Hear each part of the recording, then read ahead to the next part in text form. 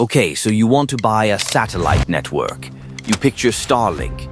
More than 10,000 satellites, internet beaming down to a dish on every roof.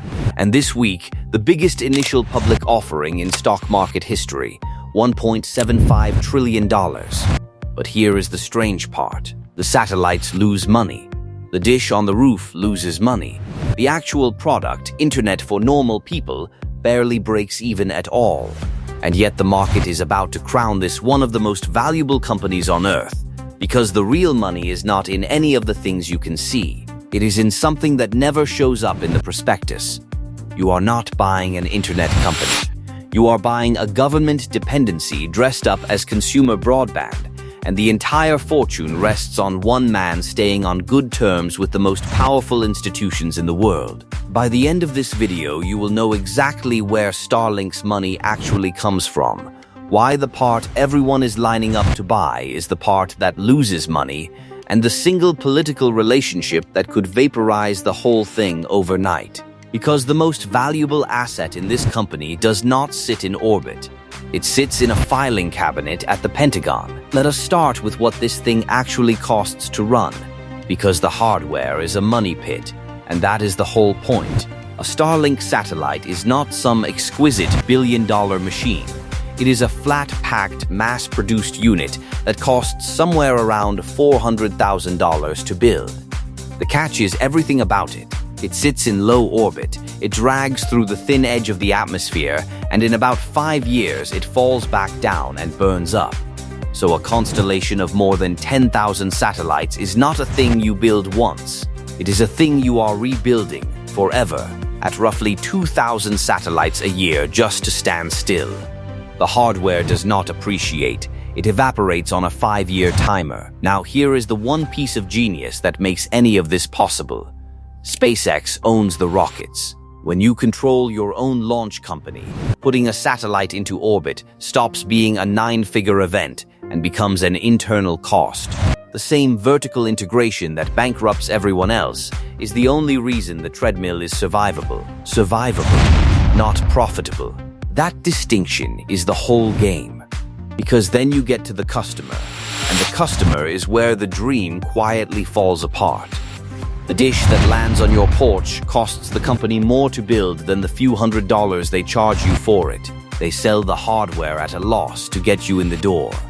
Then you pay around $120 a month, which sounds like a lot, until you remember that your share of 10,000 satellites is burning up on that 5-year clock. With more than 10 million subscribers, the consumer business brings in real revenue, somewhere around $10 billion a year and climbing, and by most outside estimates, it has only recently clawed its way to roughly break even. That is the prize at the bottom of all this engineering. A broadband company that on a good day does not lose money. So if the satellites burn up, and the dishes sell at a loss, and the consumer plan barely breaks even, then where on earth does a $1.75 trillion price tag come from? It is coming from a customer that never appears in the advertisements. But here is what nobody pitching you the consumer story wants to say out loud. The most valuable thing Starlink sells is not internet. It is dependency, and its best customers wear uniforms. There is a second, quieter version of this company, and it is called Starshield. It does not advertise, and that is by design. It is the military arm built for the United States government, and it is where the real contracts live. Most people who have heard of it know exactly one number. In 2021, the National Reconnaissance Office signed a classified deal with SpaceX, reportedly worth around $1.8 billion, to build a fleet of spy satellites. And that number is the one that gets quoted. But here is the part that should stop you cold. That $1.8 billion is a single line item. It is the piece they let you see. Add up everything SpaceX now holds with the American government, the spy satellites, the launch contracts, the NASA missions, and a brand new military communications network the Space Force just bought for $2.3 billion this year. And the total is somewhere around $22 billion in federal contracts. $22 billion. For a company the public still thinks of as internet for your camper van. And the military side is not slowing down. Starshield has gone from a $70 million pilot to billions in barely 2 years, and the contracts are getting bigger, not smaller.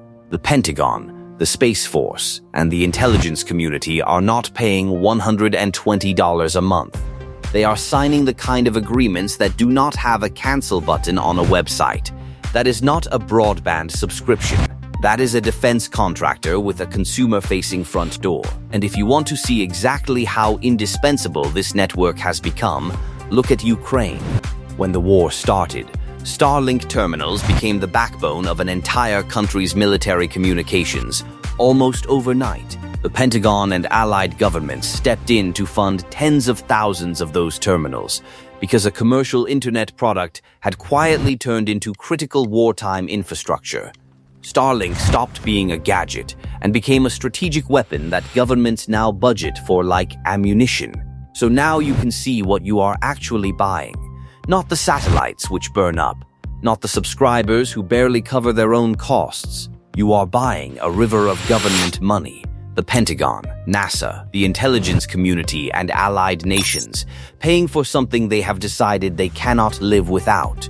The consumer internet is the storefront. The government contracts are the business. And the moment you see the business clearly, you can also see the crack running straight through the middle of it. That is the version that justifies the number. Here is the part that does not appear in any prospectus. The cash flow that makes Starlink worth a fortune is cash flow a government can switch off, because every dollar of that real cash flow depends on one thing that is not on any balance sheet and cannot be: political goodwill. The entire premium rests on the assumption that the most important relationship in the company, the one between its owner and the governments that fund it, stays warm. And that relationship runs through a single, famously unpredictable man. Stay with me here, because how the smart money deals with this exact problem is the cleverest part of the whole story, and it is the reason this sale is happening at all. We have already watched what that looks like. When Ukraine tried to use Starlink to strike the Russian fleet in Crimea, the coverage simply was not there. One call, one man, a war redirected. That is not a technology story, it is a political one. And it is exactly the risk you would be buying. Now run that forward. An owner who feuds publicly with presidents, who changes political allegiance like a jacket, who treats a strategic asset as a personal lever. The government depends on Starlink, yes, but Starlink depends just as completely on the government's money and the government's goodwill. And goodwill is the one input Elon Musk cannot mass produce in a factory. And yet, notice something strange. The smartest money on the planet has seen all of this, and it is still lining up to buy. Hold that thought, because first you need the rest of the risk. The competition is coming. Amazon is pouring more than $10 billion into its own constellation called Kuiper, and Europe is funding a sovereign network it can control without asking an American billionaire for permission. But the deeper danger is not a competitor. It is a phone call. The day a future administration decides this man is too unpredictable to hold the keys to the nation's communications, the contracts that justify this entire valuation can be reviewed, reassigned, or simply allowed to expire. The cash flow that makes Starlink worth a fortune is the cash flow a government can switch off.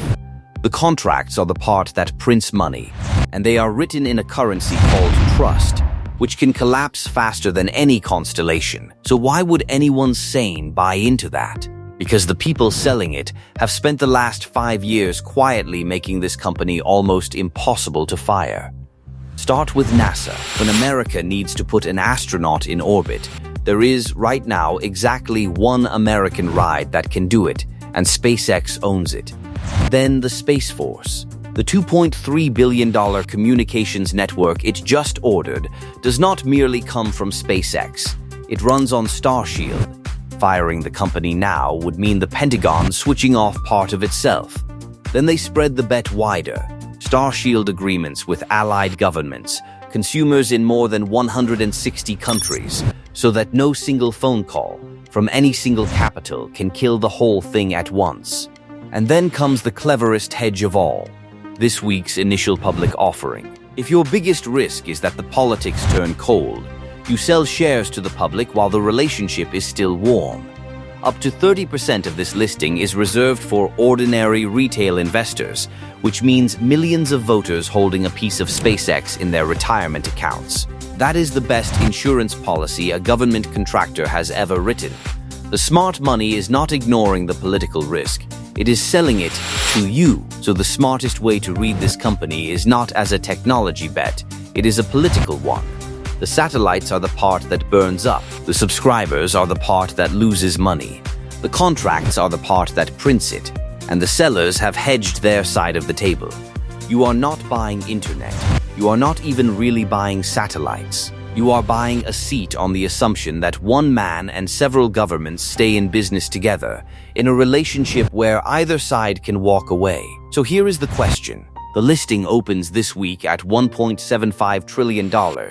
Knowing the satellites lose money, the customers barely pay for themselves, and the real value is a stack of government contracts that live or die on one man's politics.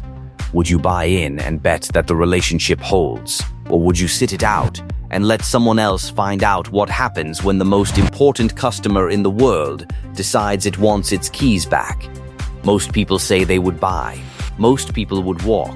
Tell me in the comments which one you actually are. I genuinely want to know.